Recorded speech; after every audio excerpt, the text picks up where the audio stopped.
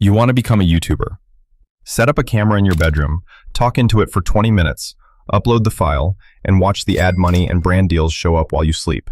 No boss, no commute, no ceiling on what you can make. Sounds simple. It is not simple.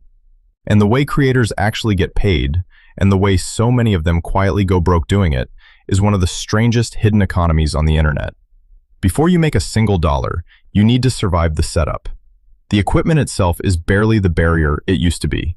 A phone you already own can shoot in 4K. A decent microphone runs somewhere between $20 and $150. Round out a tripod and basic lighting, and you're looking at a few $100s total, start to finish. The real cost isn't the gear, it's the time. Most new channels upload for months, sometimes years, before the platform lets them collect a single cent. And for most, the growth doesn't happen on the first video, or the 10th.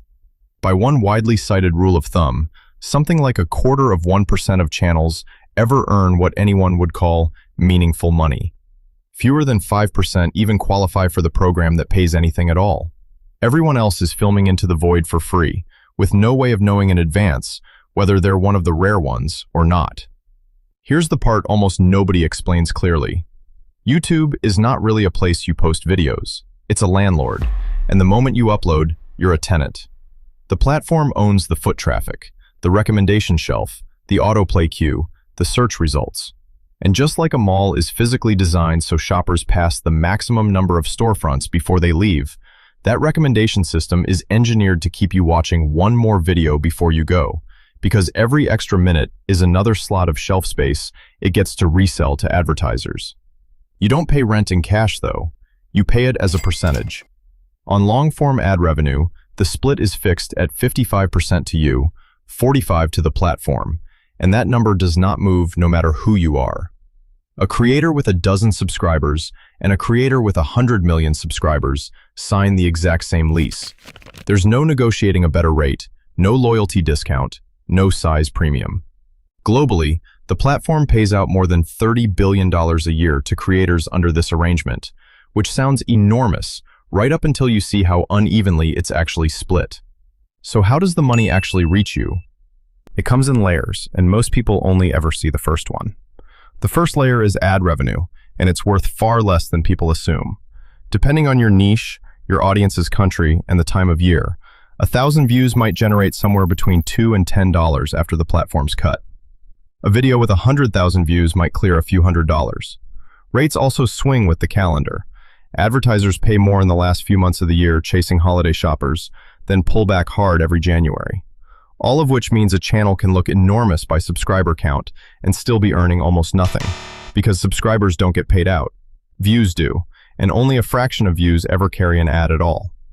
Occupancy and income are two completely different numbers here, and mixing them up is the single most common mistake a new creator makes. The second layer is where the real money tends to live. Sponsorships. A brand pays you directly to feature its product, and the fee scales with your size and your audience's value to advertisers, not with how many people technically follow you. A channel with 10,000 subscribers might land a few $100s per video. One in the low 100,000s can clear several thousand. Cross 1 million subscribers, and a single sponsored video can be worth more than most people's yearly salary. But here's the twist that surprises almost everyone. Niche beats size. The same way a tiny kiosk parked in a busy hallway can out-earn a full-size store down the corridor. A finance or business channel with a fraction of the audience of a comedy channel can often charge more per video because advertisers are paying for who's watching, not just how many of them there are. The third layer is the direct relationship: channel memberships, live tips, community perks. This is one of the only places creators actually get the better end of the deal, keeping around 70% instead of the usual 55%.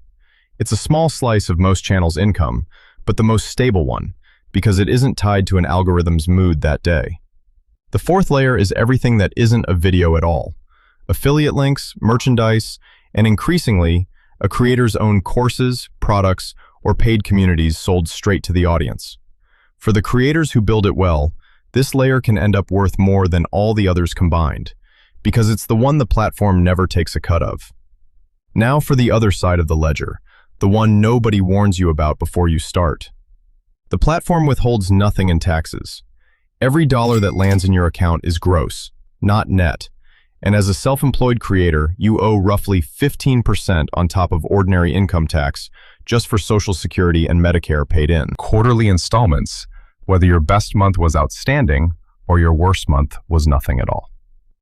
Add the cost of editing software, gear you'll eventually replace, and, once a channel grows large enough, an editor or assistant on payroll. None of those costs shrink just because a video underperforms. The subscriptions and the salaries stay exactly the same size, whether last month went viral or vanished without a trace.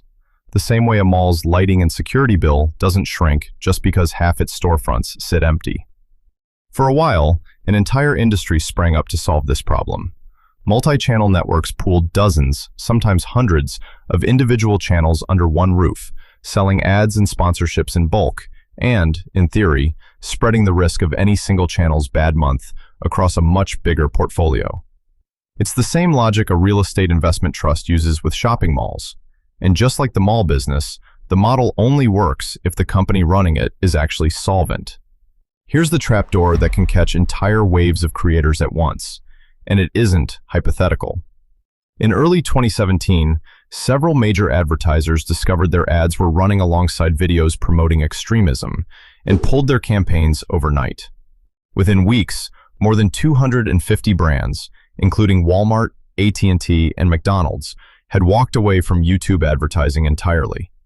The platform responded by tightening who could earn money at all, raising the bar to the 1,000-subscriber, 4,000 watch-hour threshold that still stands today, and creators who had done nothing wrong watched their income drop by as much as 99% overnight, all because of a policy shift written in response to channels they'd never heard of. A second wave hit that November over an unrelated controversy, pulling in an even wider circle of advertisers behind it. The creators caught in the middle weren't being punished for their own videos. They were collateral damage from a chain reaction they had no part in starting, the same way one department store closing can legally let a dozen unrelated shops around it stop paying rent. To see how this plays out for an entire company, not just one channel, look at what happened to Defy Media. It started small in the 1990s, merged with another media company in 2013, and built itself into one of the largest networks in online video, eventually managing dozens of channels, including the long-running comedy brand Smosh. In 2016, it raised $70 million in funding and, for a moment, looked like the future of the industry. But by 2017, follow-up investment offers came in weaker than expected, and the company began quietly laying off staff and shutting down side divisions to stay afloat, the same slow bleed that precedes so many mall closures. In November of 2018, with almost no warning, Defy Media announced it was shutting down entirely. Within a day, creditors froze what assets remained. Somewhere between 40 and 50 creators inside its network lost access to income they'd already earned, some of it going back months, and reports at the time put one of those disputes at close to $1.7 million on its own.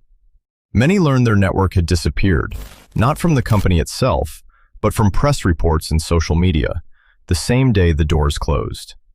The company reportedly offered to settle its remaining debts at 20 cents on the dollar.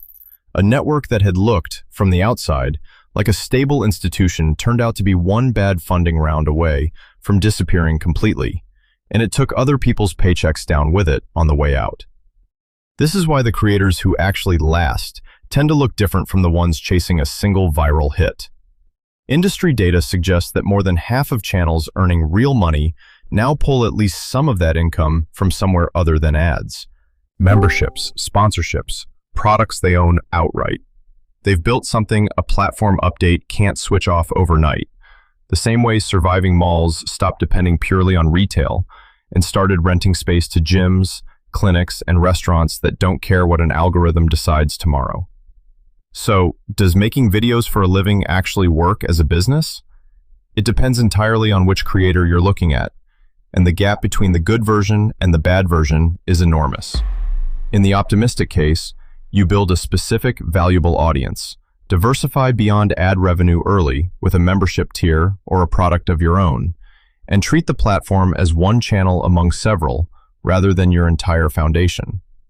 In the realistic bad case, a single policy change, a single demonetization wave, or a single network collapse erases most of your income in a week, and you find out the hard way that you never actually owned what you built. You were renting it, one algorithm decision at a time, from a landlord who owes you nothing and never has to call before rewriting the lease. So the next time you set up that camera in your bedroom and press record, remember what you're actually signing up for. Not a business you own outright, a lease on someone else's attention, paid out video by video, to a landlord who can change the terms whenever it wants and rarely bothers to explain why.